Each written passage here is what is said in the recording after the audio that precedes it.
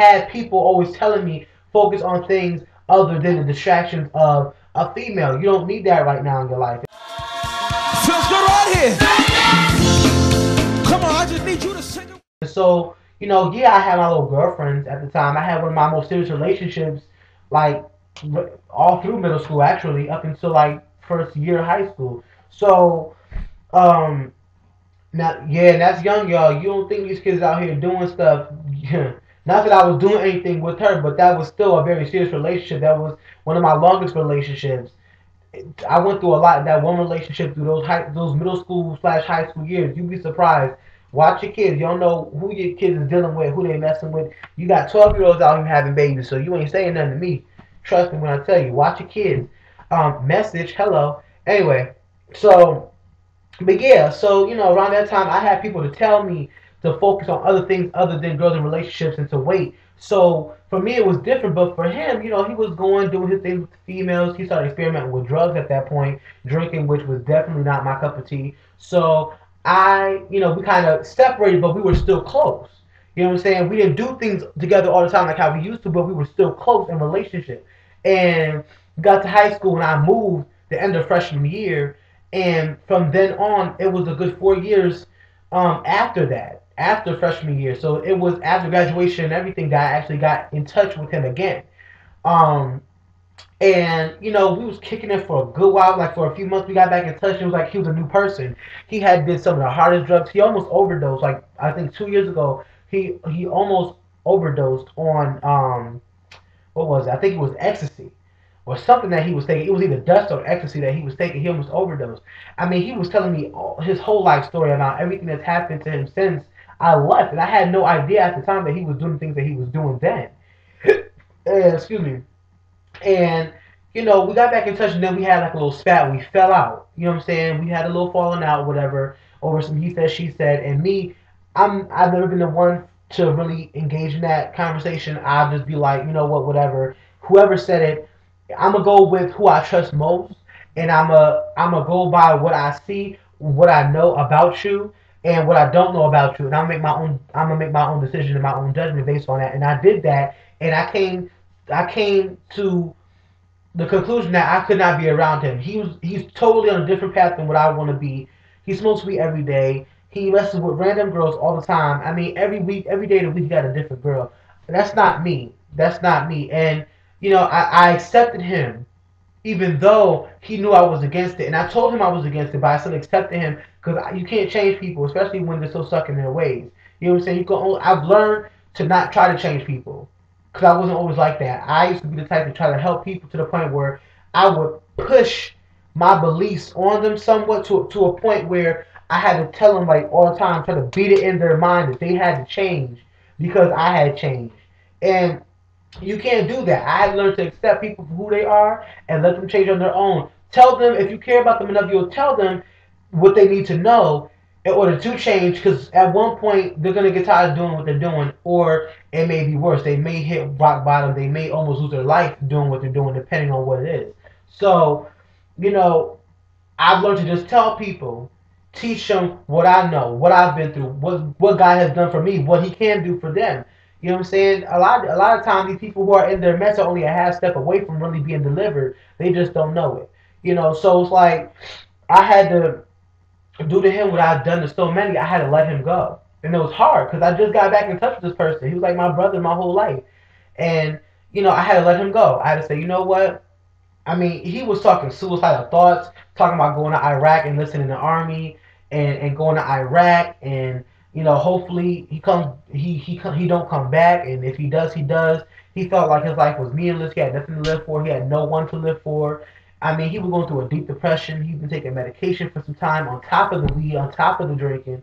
He was all messed up.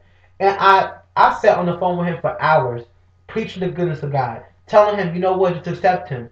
He'll work out for you. Find a church to go to where you feel comfortable. He's been like where so many people have been, where he's gone to churches and been rejected for his pastor, for his mess. Like, I hate when people go to church faithfully and they don't want nobody around them to see their mess, but they quick to point out somebody else's mess. Everybody in that building, in that sanctuary, has a testimony, but the The real Christians are the people who are not scared to let out their testimony and let you see what they about and let you see what they've been through and what God has delivered them from. Okay, only then can you truly help somebody else. If you have a testimony of your own that and you can say God has delivered me from this, and if He can do this for me, He can do it for you. Then you can't sit there and judge nobody. Okay, you can't. You how dare you judge anybody and you sit up there trying to hide yourself off from what God has done for you or what He hasn't done for you yet. You in the midst of your mess and you gonna call out somebody else? No, ma'am. No, ma'am. And see, people do that. So they've done it to him, and he was, bitter because of that. And I was telling him, no, you have to find a place because there are some out there, contrary to popular belief, there are places where you can go, church homes where you can go and be comfortable. And you don't have to be Pentecostal, Baptist, Methodist. You can be Catholic. You can be Jehovah's Witness, whatever. You could be a Buddhist. Wherever your place of prayer and praise is held, that's where you go. You go where you feel most comfortable.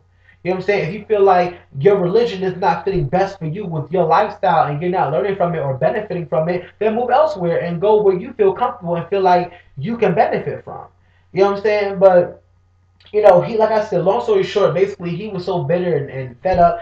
So I took months and months and months. I did not speak to him. I deleted him on MySpace. I deleted him off my phone.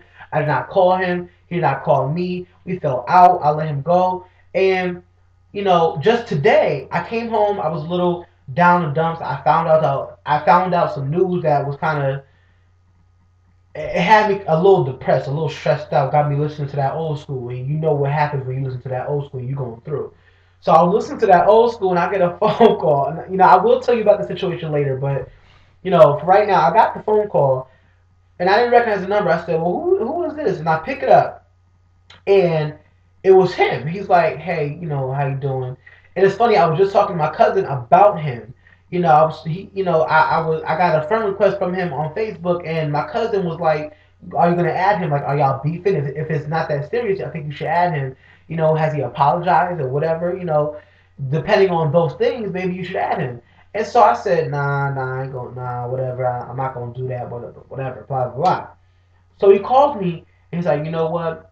Out of everybody that I've ever dealt with, you know what I'm saying? Out of all my friends, you've been the only one since first grade all the way up to now that you never changed. And you always talk to me real, whether I like it or not, whether I want to hear it or not. You always gave it to me straight up and real and 100. And I can't lose somebody like you. You know what I'm saying? I love you. You like my brother. You've always been like my brother. You're my family. And you my ride or die. You know what I'm saying? You ain't never left my side. You accept me even when I was in my mess, even when I was like the most worst person to be around. It took somebody like you to come into my life, even for a short time, after a long time of not seeing each other. You come back into my life for a short few minutes or a few days or a few weeks, and you changed my life and you said things to me that nobody else has ever said to me. Nobody else has ever took the time to try to see about me, to encourage me, to try to help me, because they felt like I was too far gone and they left me. And now I stopped smoking weed. I'm not drinking and partying like I used to. I haven't drunk like that in a while or whatever. I'm going to church now. And I wanted to cry. Like, yo, to God be the glory. To God, Ashama. To God be the glory. Do you understand that God did that? After all I just told y'all about this dude and what he's been through and how he was, what, maybe 2, 3 months before now, and now this dude isn't smoking no more. He's going to church every Sunday. He's going to church, loving it. He likes the church he's going to. He's totally changed his life around, or at least he's in the process of doing so. And it's like, yo, God is good. God is so good. I had to share that with y'all because it was really something that it touched me because yo, when I look at where he was a few months ago and where he is now, yo, God is so good. God moves through all people.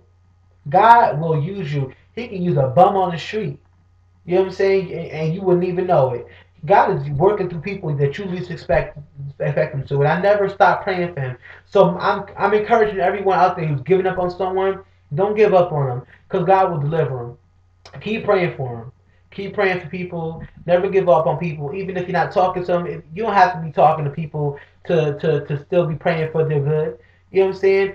I mean, one of my best friends, y'all know the story about one of my best friends from high school. We weren't talking for a year and a half up until graduation day. It was a year and a half of our life, of time that we missed off of some bitter stuff. And to this day, I don't even know why we stopped talking. And it's because I never stopped praying for him and I forgave him in my heart. And I forgave him and I gave it all up to God, that we're now closer. You know what I'm saying? Now we are back to where we were, and even probably even tighter now because of it. You know what I'm saying? I prayed long and hard nights. I cried long and hard nights. And now we're at a point where it's like I've accepted him. Yes, every